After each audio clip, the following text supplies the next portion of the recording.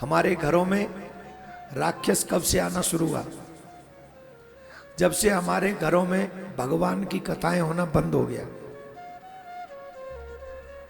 मुझे याद है हम जब गांव में रहते थे बचपन में, किसी एक आध के पास में या मंदिर में माइक होता था। सुबह 4 बजे से भगवान के भजन चलते थे और पूरा गांव सुनता था। अखंड रामायण होती थी, पूरा गांव सुनता था। अब हमारे घरों में भजन नहीं बजाए जाते। अरे भाई, गाने जोर से बजेंगे तो नेगेटिव एनर्जी तुम्हारे घर में घुसेगी। भजन अगर जोर से बजेंगे तो पॉजिटिव एनर्जी तुम्हारे घर में आएगी। सुन रहे हो गाने और कह रहे हो महाराज हमारे घर में बड़ी लड़ाई होती है, कलेश होता है, महाराज हमारे मन में अशांति सी रहती है, महाराज हमारे घर में सपने बड़े बुरे बुरे आते हैं, महाराज हम जब से इस घर में आए तब से हमारे घर में बिजनेस नहीं बढ़ रहा, ले मैं बढ़वाऊंगा, झुंझुना बजा ले। कहां से बढ़ेगा बजा?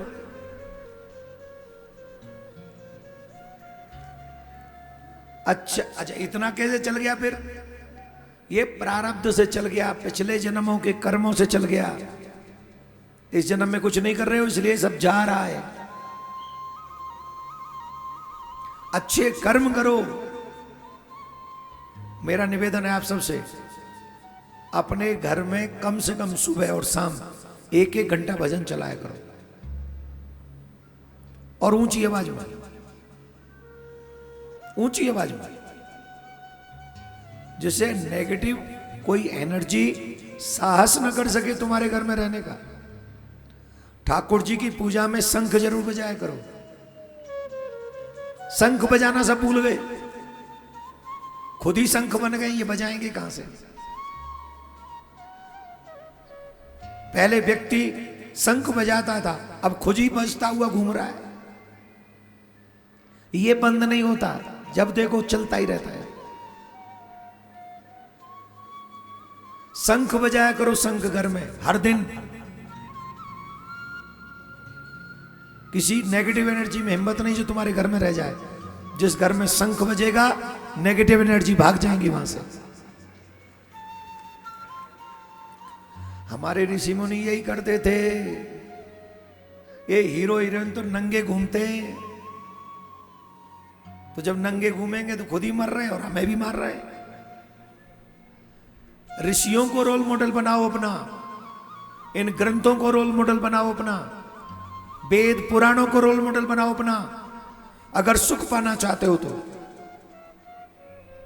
और दुख पाना चाहते हो तो कर ही रहे हो जो कर रहे हो, रोकने वाला कोई है ही नहीं।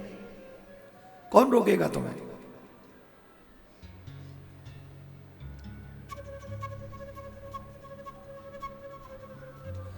जब भगवान राम, जब भगवान श्याम वेद पुराण सुनते हैं, कथा सुनते हैं, वो भी नित्य, तो राम को मानने वाले, कृष्ण को मानने वाले क्यों नहीं करेंगे ये काम?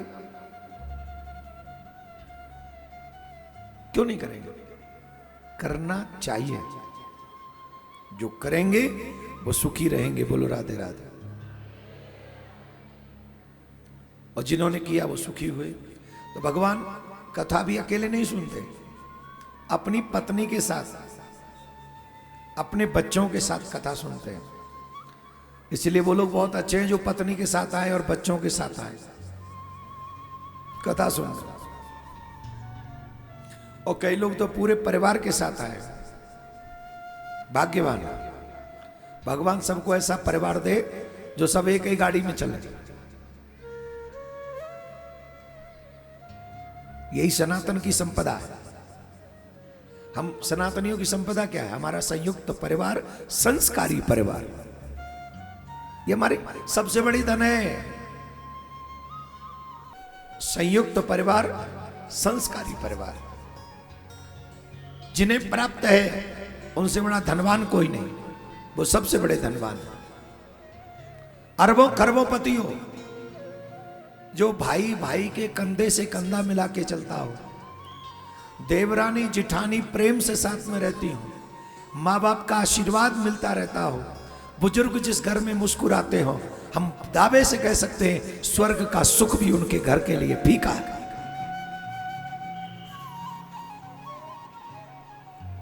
स्वर्ग भी बेकार है उनके लिए। उस घर में तो भगवान वास करते हैं जिस घर में बुजुर्ग मुस्कुराते हैं।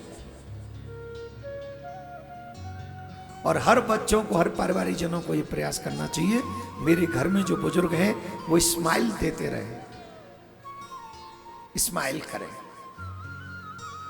देखो हम तो भाई क्या बोलते हैं, इमोशनल पर्सन है। हम वो बोलते जो दिल में है। भगवान और माँ और पिता दोनों साथ खड़े होना, पहले माँ बाप को पूजना चाहिए। तुमने तो हमें धक्का मार दिया था, वो मेरी माँ ही थी जिस माँ ने मुझे 9 महीने कोख में रखा। तुमने तो कहा जाओ अपने कर्मों का फल भोगो, बने भगवान कहीं के।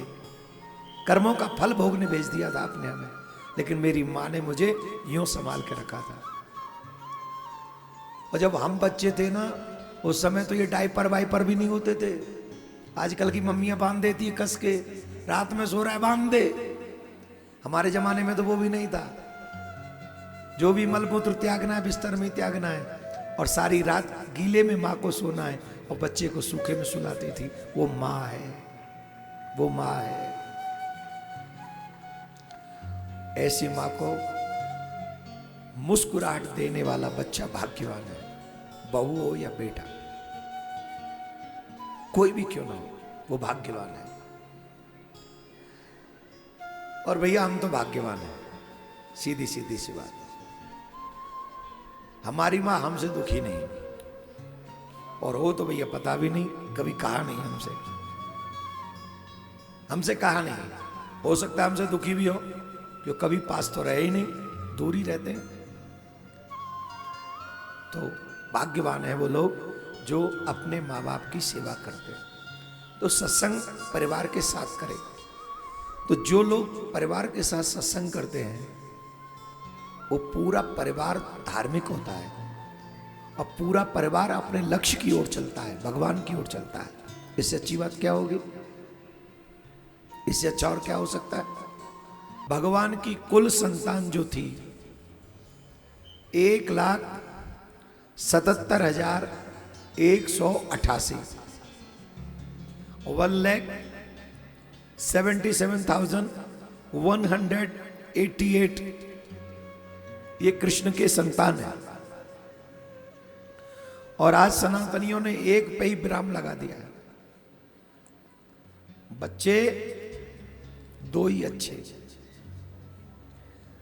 हम तो कहेंगे चच्चा बच्चे होने चाहिए 5, बच्चे 5 ही अच्छे। कसम से बड़ी फैमिली बहुत अच्छी होती है, बहुत अच्छी होती है। जब घर में एक व्यक्ति की तबीयत खराब हो जाए ना, तो सब आते हैं पूछने, देखने, सेवा करने। अरे जंगल में अकेला तो पेड़ भी अच्छा नहीं लगता।